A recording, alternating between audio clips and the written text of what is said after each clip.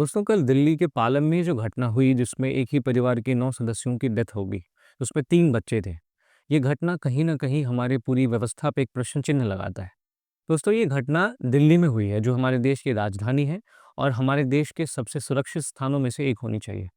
अब ये घटना इकलौती घटना नहीं है, अगर मैं आपको बताऊँ तो पिछले साल भी दिल्ली के ही एक इंस्टीट्यूट में अंडरग्राउंड में कुछ बच्चे लाइब्रेरी में पढ़ाई कर रहे थे और पानी जमने की वजह से, पानी घुसने की वजह से वो लाइब्रेरी से बाहर नहीं आ पाए क्योंकि कोई भी इमरजेंसी एग्ज़िट नहीं था।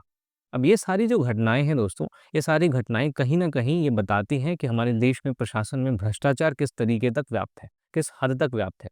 क्योंकि अगर इमारत को बनाने के समय जिन सुरक्षा मानकों का पालन किया जाना चाहिए, हमारा प्रशासन अगर उन सुरक्षा मानकों को पालन कराना अनिवार्य करा पाता, तो ये सारी घटनाएँ हमें देखने को नहीं मिलती। जिस बिल्डिंग में आग लगी दोस्तों मैं बताऊँ तो नीचे के फ्लोर पे वहाँ पे आपको देखने को मिलेगा कि कपड़े और कॉस्मेटिक्स की दुकान थी। ऊपर के फ्लोर पे 2nd और 3rd फ्लोर पे वो जो परिवार था वो रहता था।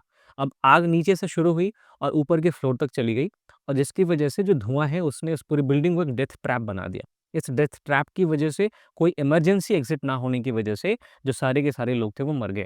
इवन कि ये घटना ये भी निकल के सामने आती है, बात ये भी निकल के सामने आती है कि उसमें से एक ने अपने बच्चे को तीसरी मंजिल से फेंक दिया अपनी जान बचाने के लिए। तो आप समझ सकते हैं कि कोई भी इमरजेंसी एग्ज़िट का नहीं होना किसी भी इमारत को कितना खतरनाक बना सकता है। तो दोस्तों ये जो पूरी घटना है ये कहीं न कहीं ये बताती है कि शहरीकरण की अंधी दौड़ में हम अपने सुरक्षा मानकों से काफ़ी आगे निकल चुके हैं। हमने अपने विकास को अपना इतना अंधा बना दिया है कि हम इन सुरक्षा मानकों को नज़रअंदाज करते हुए केवल विकास की अंधी दौड़ में शामिल हो चुके हैं।